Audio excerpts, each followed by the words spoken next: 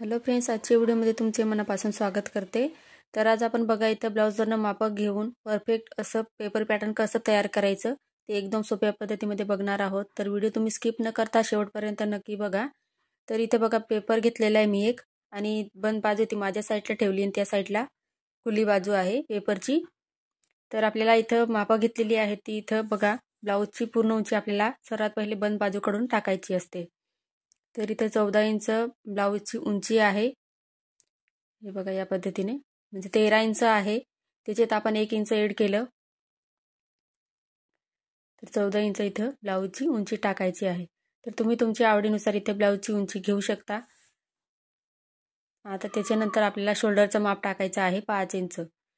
तर इथं बघा 32 साईजचा हा ब्लाऊज आहे। तर तुम्ही 30 साईजसाठी बनवत असाल किंवा 34 साईजसाठी बनवत असाल तर तुम्ही शोल्डर 5 इंच आणि 5.5 इंच मुंडा टाकायचा आहे। म्हणजे जे माप मी इथं 32 साईजसाठी घेते ते तुम्ही 30 आणि 34 साईजसाठी घेऊ शकता।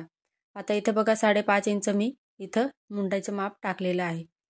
तसं व्यवस्थित चेक करायचं, जेणेकरून काय होईल की आपले माप आहे ते चुकणार नाही। आता इथं बघा आपण 9.5 इंच इथं घडी घेऊयात, म्हणजे छातीचा चौथा भाग 32 इंचचा 8 इंच होतं, त्याच्यात मी 1.5 इंच मार्जिन घेतलेलं आहे 9.5 इंच। तर ते मार्जिन सहित आपल्याला पूर्ण इथं 9.5 इंच वरती मार्किंग करून घ्यायची आहे। आता खालच्या साईडला सुद्धा 9.5 इंच टाकायचं आहे। वरती जे टाकलं आपण ते खालच्या साईडला सुद्धा टाकायचं आहे। तर मी बघा पेपर पॅटर्नची एकदम सोपी पद्धत इथं तुम्हाला सांगणार आहे, जेणेकरून तुम्ही जरी नवीन शिकत असाल तर तुम्हाला पेपर पॅटर्न तयार करायला एकदम सोपं जाणार आहे। बघा इथं मी 1.5 इंच वरती इथं मुंड्याचा आकार देण्यासाठी मार्किंग केलेलं आहे। फिटिंगच्या साईडने सुद्धा 1.5 इंच माप घेतलंय मार्जिंगचं। तर आपल्याला आकार तिथपर्यंत द्यायचा आहे। फिटिंगसाठी आपण 1.5 इंच सोडले तिथपर्यंत बघा पॉईंट घेतलेला आहे तिथं। तर आपल्या मुंड्याचा आकार एकदम व्यवस्थित तिथे यायला पाहिजे, जेणेकरून आपण जेव्हा ब्लाऊज शिवतो तेव्हा मुंड्यामध्ये चुन्या येतात, तसं होऊ नये याच्यासाठी आपल्याला पहिलेच काळजी घेऊन पेपर पॅटर्न तयार करायचं असतं। तर या छोट्या छोट्या गोष्टी असतात त्या आपण इथं लक्षात घेऊन जर आपण पेपर पॅटर्न व्यवस्थित कटिंग केलं तर आपला ब्लाऊज अजिबात बिघडत नाही, व्यवस्थित राहतो तो। तर बघा या पद्धतीने आता इथं आपण पहिले कटिंग करून घेऊया पाठीमागच्या भागाची। तर हे बघा या पद्धतीने मी इथं कटिंग करून घेतली। हे बघा पुढचा आणि पाठीमागचा भाग आपला सोबत कट करणार आहे आपण, त्याच्यासाठी आता हा पाठीमागचा भाग झालाय तर वरच्या साईडने आपण काय करूया, आता पुढच्या भागासाठी मार्किंग करूया। तर इथे 2 इंच मी गळा रुंदी घेतलेली आहे। हे बघा या पद्धतीने पुढचा जो गळा आहे तुम्ही तुमच्या आवडीनुसार घेऊ शकता।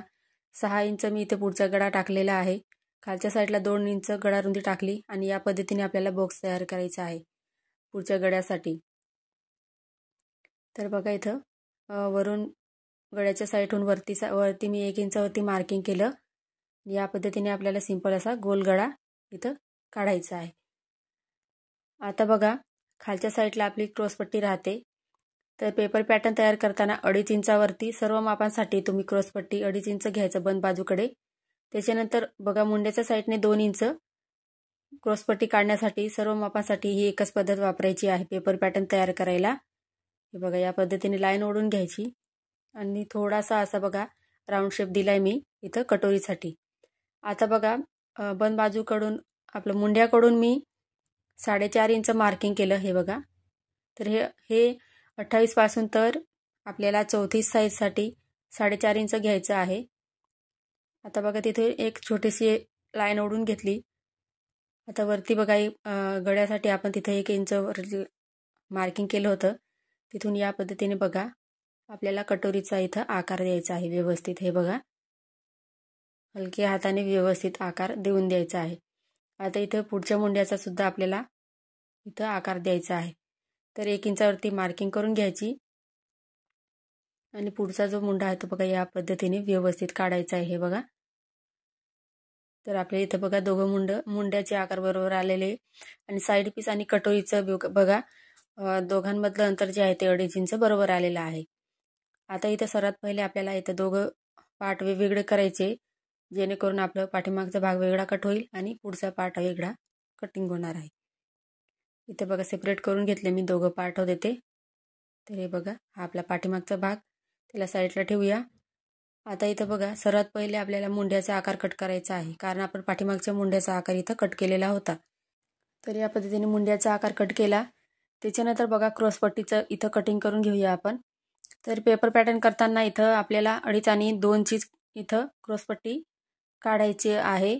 आणि कापडावरती काढताना काय करायचं, 3.5 आणि 3ची काढायची आहे. सर्व मापांसाठी एकच पद्धत यूज करायची.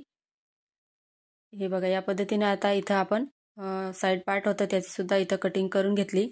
आणि कटोरी जी आहे ती वेगळ्या पद्धतीने मी आजच्या व्हिडिओमध्ये तुम्हाला दाखवणार आहे. तर बघा, इथं पेपर घेतलेला आहे मी. आता इथं कटोरीचं माप घेताना 7 आणि 8 इंच लिहिलेलं आहे. तर तुम्ही ब्लाऊजवरनं माप मी कसं घेतलं होतं कटोरीसाठी, तर तो व्हिडिओ पाहिला नसेल तर तो पाहू शकता. आता इथं बघा, 2 इंच आपण गळारुंदी घेतलेली होती या साईजसाठी. तर तीच आपल्याला गळारुंदी इथं टाकायची आहे. हे बघा, या पद्धतीने.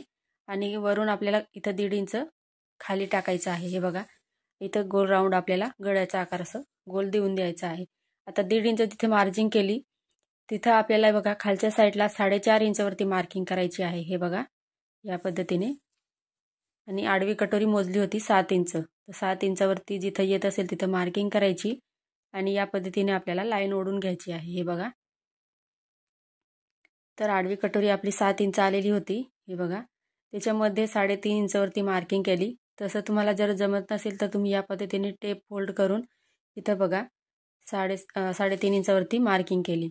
आता उभी कटोरी आपली 8 इंच आहे. तर असं व्यवस्थित टेप ठेवायचा. आणि जिथं आपण मधला सेंटर घेतलेला आहे तिथून बघा, व्यवस्थित असं जिथं 8 इंच आलं तिथं मी मार्किंग केली. आणि बघा, हे व्यवस्थित हे पॉईंट आहे ते जोडून घ्यायचे आहे, जसं मी दाखवते आहे तसं. खूप सोपी पद्धत आहे. तुम्ही जर नवीन शिकत असाल तर तुम्ही एकदा ही ट्रिक नक्की यूज करा. आता बघा, इथून आपल्याला हा आकार कटोरीचा इथं द्यायचा आहे. हे बघा, व्यवस्थित काढून बघायचं व्यवस्थित येतो आहे की नाही ते. तर त्याच्यानंतर मग परत इथं व्यवस्थित करून घ्यायचं. हे बघा, ही झाली आपली कटोरी. तर काढून झाल्यावर बघा, कट करायच्या अगोदर काय करायचं, साईड पार्ट इथं ठेवून व्यवस्थित बघायचं आहे. म्हणजे कटोरी आणि साईड पार्ट जे आहे ते 1/2 इंच त्याच्यात अंतर पाहिजे. म्हणजे कटोरी थोडी मोठी घ्यायची असते आपल्याला, त्याच्यासाठी चेक करायचं. त्याच्यानंतरच आपल्याला इथं काय करायचं आहे, कटिंग करायची आहे. तर बघा, जसं मार्किंग केलेलं आहे तसंच इथं व्यवस्थित कट करायचं. हे बघा, या पद्धतीने इथं कटिंग करून घेतलं बघा. तर ही कटोरी जर तुम्ही कटिंग करता आहे ती कटोरी तुम्ही 30 साईजसाठी सुद्धा यूज करू शकता. ब्लाऊजवरनं माप घेऊन जी कटोरीचं तुमचं माप येईल ते तुम्ही या पद्धतीने काढू शकता.